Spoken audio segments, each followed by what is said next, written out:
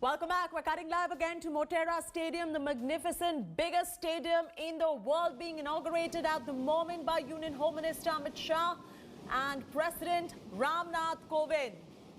You're seeing the live visuals of the Motera Stadium inauguration on your screens right now.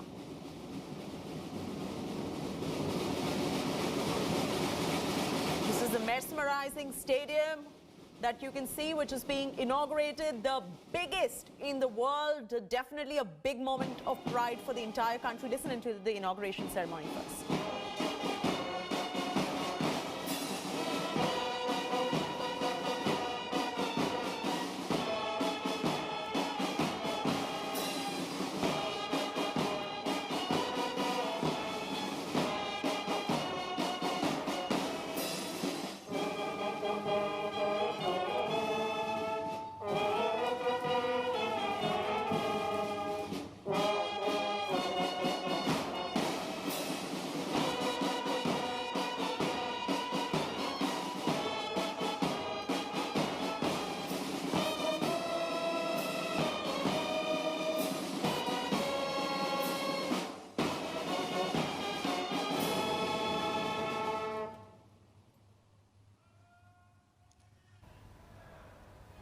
All right, that was the inauguration ceremony right there on your screens right now of Motera Stadium, the biggest in the world. Just take a look at the seating capacity. 110,000 people can be fit into the stadium. The grandstands, post-pandemic, one can only imagine how it would just be filled to the rafters, packed to the rafters right there. But the Motera Cricket Stadium, the largest one in the world, with a capacity of 110,000 people. 55,000 fans, in fact, are going to be expected to be present at the stadium for the day-night test. One is keenly awaiting this test from the Indian side and the English side both. The four-match test series is currently level at 1-1. And Boria will be able to tell us more about this four-match test series. It's going to be a pink ball one, very interesting to watch out for. Boria, let's take a moment to talk a little about how excited everyone is about the four-match test series between India and England, which is currently level at 1-1. What are the chances? What is going to happen? What is your sense of what's going on right there today? You know, this is one of the most important series we have seen in recent times because there's plenty at stake. First, you're playing a series after that Australia win. So everyone sort of all of a sudden is behind Test cricket in India. If you actually see,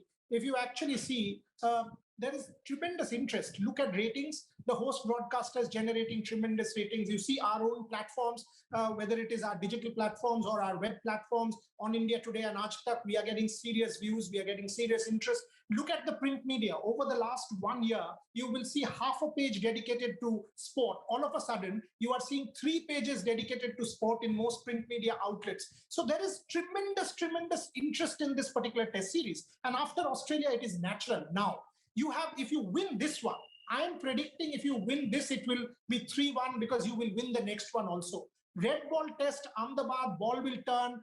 India will obviously go in with a massive advantage. If that happens, you are in the final of the World Test Championship. You need to win 1 out of 2 and draw 1. So if you are there in the final of the World Test Championship, it is as big, if not bigger, than even an ICC World Cup because it's Test cricket. This is where legacies are built and made. People get immortality. That is when heroes are, we celebrate heroes. Why?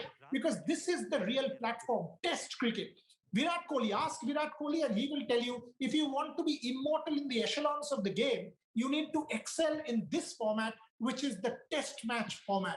That's why there's tremendous interest. And now the stadium, 110,000 capacity, 55,000 people, incredible infrastructure, LED lights, pink ball test, all of that taken together has created this gigantic, humongous, gargantuan spectacle that we will be witness to in 2 hours from now. As I said, I can't wait because 18th of June, as a cricket fan, as an analyst, observer, writer, I want India to be in England in the finals of the World Test Championship. And if they win this, they will probably get the ticket. So can't be bigger stakes than this. Oh, yes, that's the most important for our players to go out there and win this particular game. Of course, playing is also very important, but winning is a different high altogether for the fans out there as well. So one is really waiting forward to this particular test match.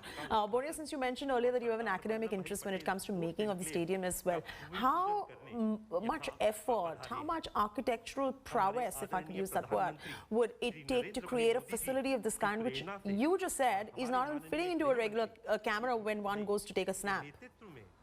Yeah, that's a very, very good question. I'll give you one example. You know, there are several stadiums which are fantastic facilities, but oftentimes in a particular seat you do not get a view because there's a pillar in front of you. So if you are buying the ticket for that particular seat and your view is blocked, then you feel cheated. And it's happened.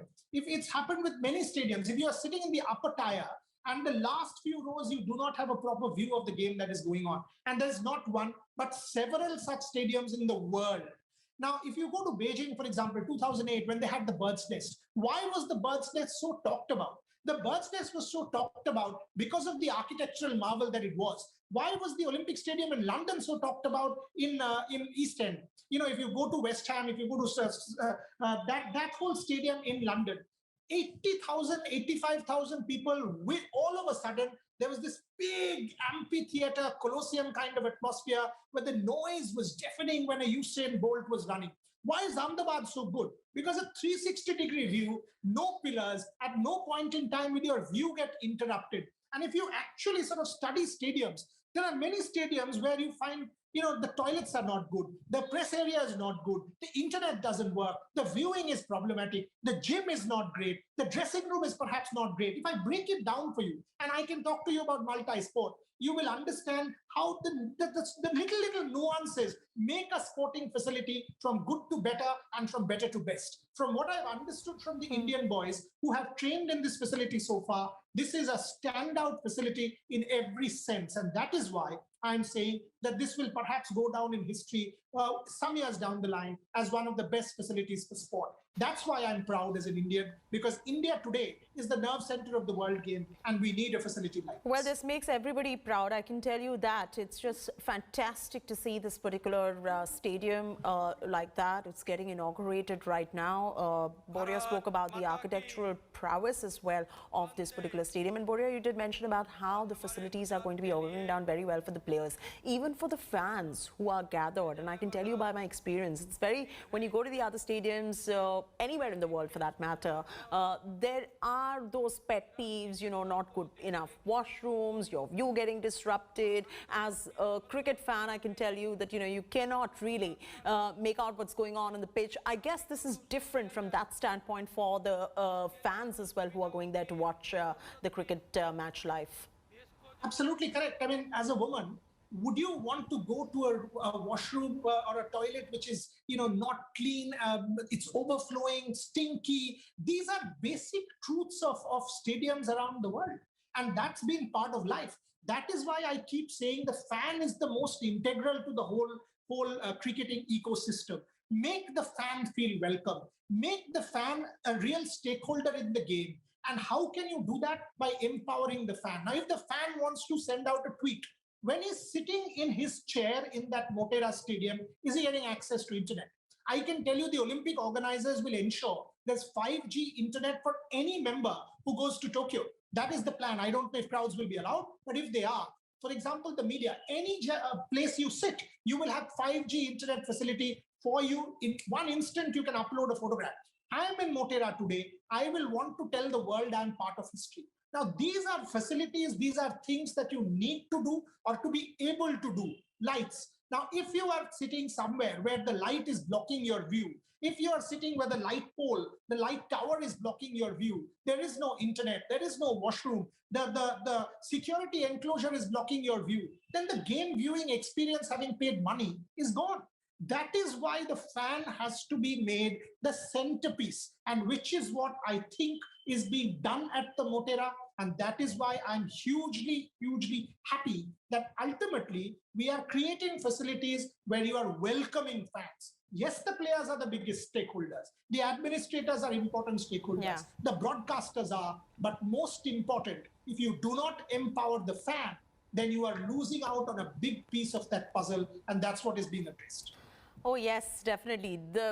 There's just so much to talk about this magnificent stadium, the state-of-the-art facility. Boria has given us a good perspective and good insight into the architecture of it, the facility, the ease, and how it is going to be beneficial for the players, for the fans. We're going to continue getting you more insights. And Boria will be with us. He's going to be walking us through all of these details. For now, I'm compelled to take a very short commercial break. See you on the other side. This remains to be our top focus.